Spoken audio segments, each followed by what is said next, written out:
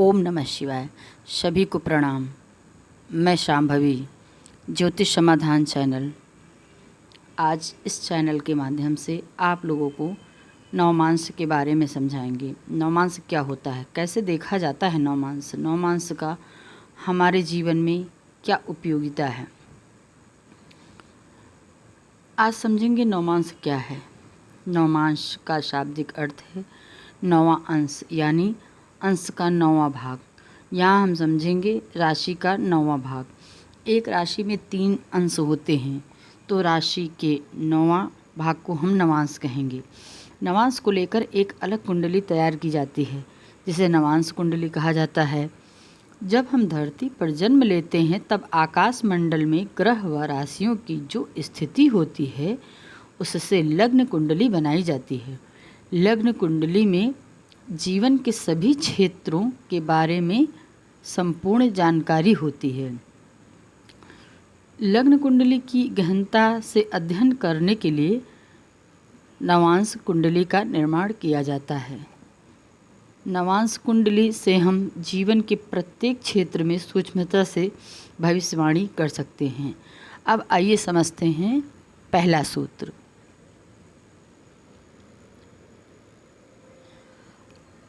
पहला सूत्र अस्त्र ग्रह।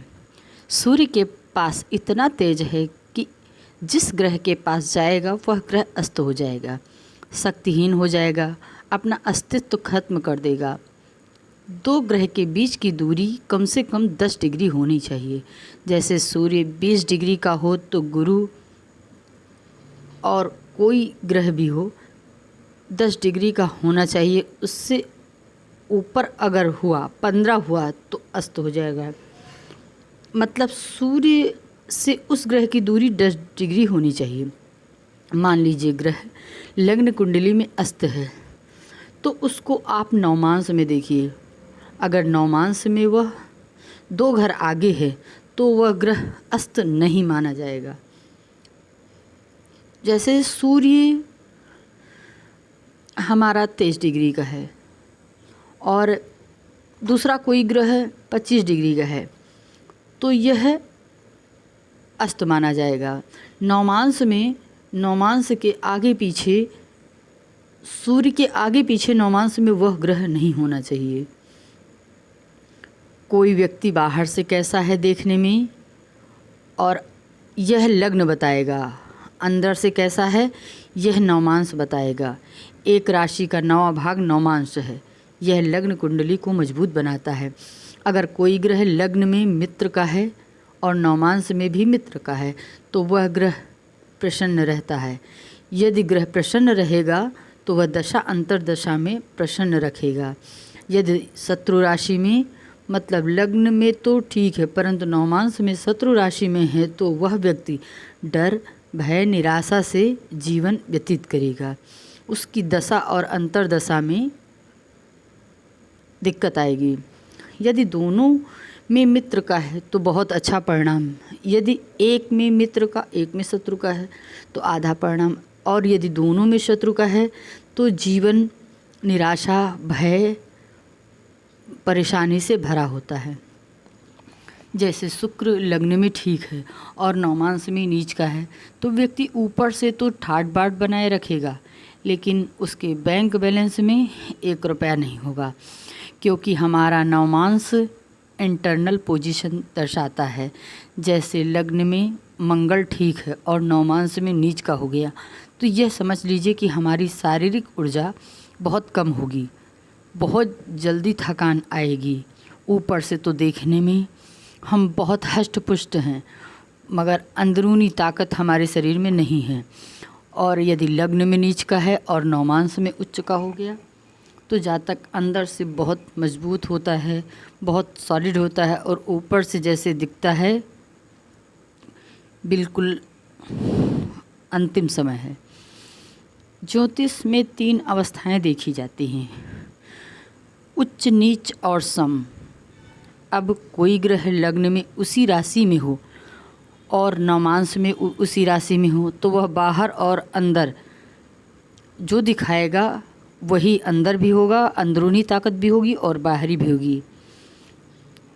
कुछ राशियाँ शुभ होती हैं और कुछ राशियाँ अशुभ होती हैं।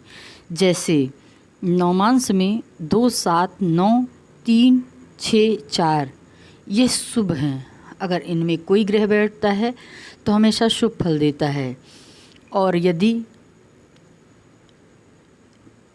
5, 1, 8, 10, 11 इनमें कोई ग्रह बैठता है तो अशुभ होता है।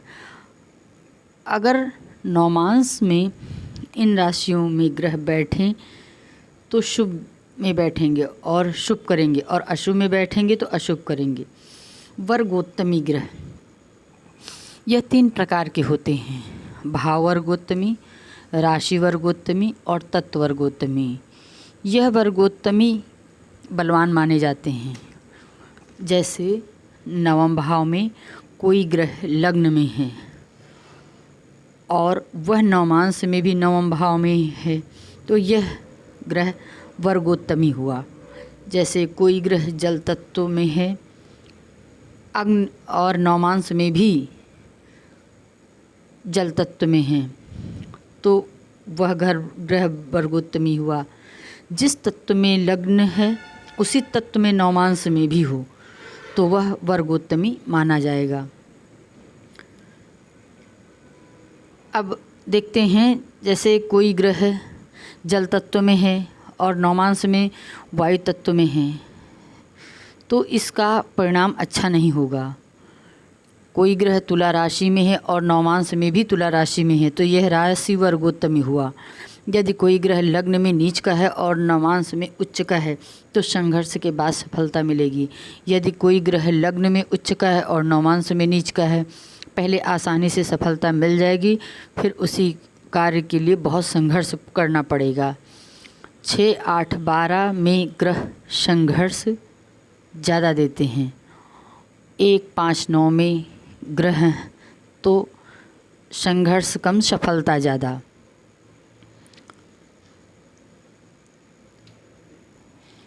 अब आइए देखते हैं, इस चार्ट के माध्यम से आपको समझाते हैं। जैसे इस चार्ट में मेष लग्न है और नवमांस में भी मेष ही लग्न होता तो यह लग्न वर्गोत्तमी हुआ, जिसके परिणाम बहुत अच्छे मिलते हैं, यह शुभ होते हैं। अब गुरु चतुर्थ भाव में उच्च का है और नवमांस में भी चतुर्थ ही भाव में गुरु है तो यह राशि वर्गोत्तमी हुआ। अब आइए देखते हैं मंगल दशम भाव में लग्न में है और नवमांस में भी दशम भाव में है तो यह भाव वर्गोत्तमी हुआ। शुक्र लग्न में तुला में है और नवमांस में भी तुला में है तो यह राशि। अब आइए कुछ बातों को समझते हैं। नवमांस में हम सप्तम भाव के स्वामी को देखते हैं कि सप्तम भाव का स्वामी पाप पीड़ित तो नहीं है, 6, 8, 12 में तो नहीं है, मित्र राशि में है, और उसके बाद चतुर्थ भाव के स्वामी देखते हैं क्योंकि चतुर्थ भाव सुख का होता है लग्न के चतुर्थ भाव को। अब लग्न का जो चतुर्थ भाव के स्वामी है वह नवमांस में किस पोजीशन में है, इससे सुख की गणना की जाती है। यदि किसी जातिका की पत्रिका में गुरु यहाँ भी मित्र, लग्न में भी मित्र राशि का है और नवमांस में भी मित्र राशि का है तो उसका जीवन सुखद होगा। यदि किसी जातक की पत्रिका में शुक्र लग्न में भी अच्छा है और नवमांस में भी अच्छा है तो उसका वैवाहिक जीवन शुभ होगा।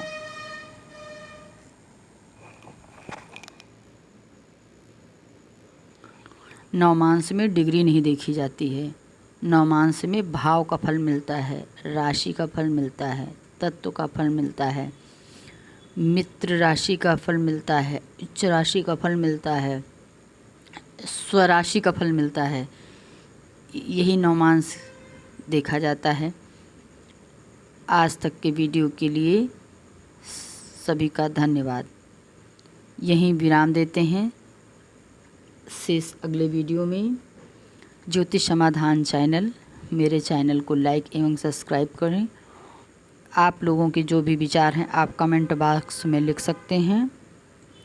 मैं शांभवी।